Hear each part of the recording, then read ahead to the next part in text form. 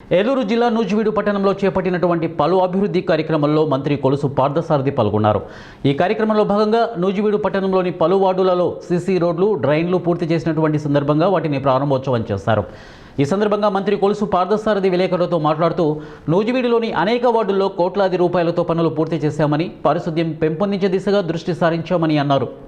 ఇంకా ఏదైతే మా దృష్టికి డ్రైనేజ్ మీద కవర్ స్లాబ్లు కావాలని లేదా కొత్త డ్రైన్లు కావాలని ఎవరైతే చెప్పారో తప్పకోకుండా వాటిని కూడా నిర్మాణం చేస్తానికి ప్రయత్నం చేస్తామని చెప్పేసి మనవి చేస్తూ, మరి గత ప్రభుత్వం 5 సంవత్సరాల్లో 8 కోట్ల రూపాయలతో అభివృద్ధి కార్యక్రమాలు చేపడితే ఈ ప్రభుత్వం ఇప్పటికే 20 మాసాల్లోనే అధికారంలోకి వచ్చి 20 మాసాల్లోనే దాదాపు 10,78 లక్షల రూపాయలతో అభివృద్ధి కార్యక్రమాలు చేపట్టామని చెప్పేసి మనం చేస్తాను.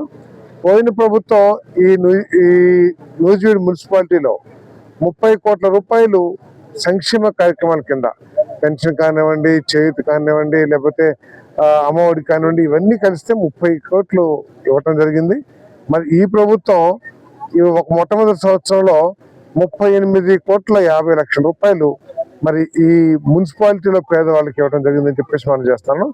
వాళ్ళు ఏంటంటే ఏదో ఒక ప్రచారాన్ని, వాళ్ళు ఏదో గొప్ప పనులు చేశారని చెప్పేసి ప్రచారం చేసి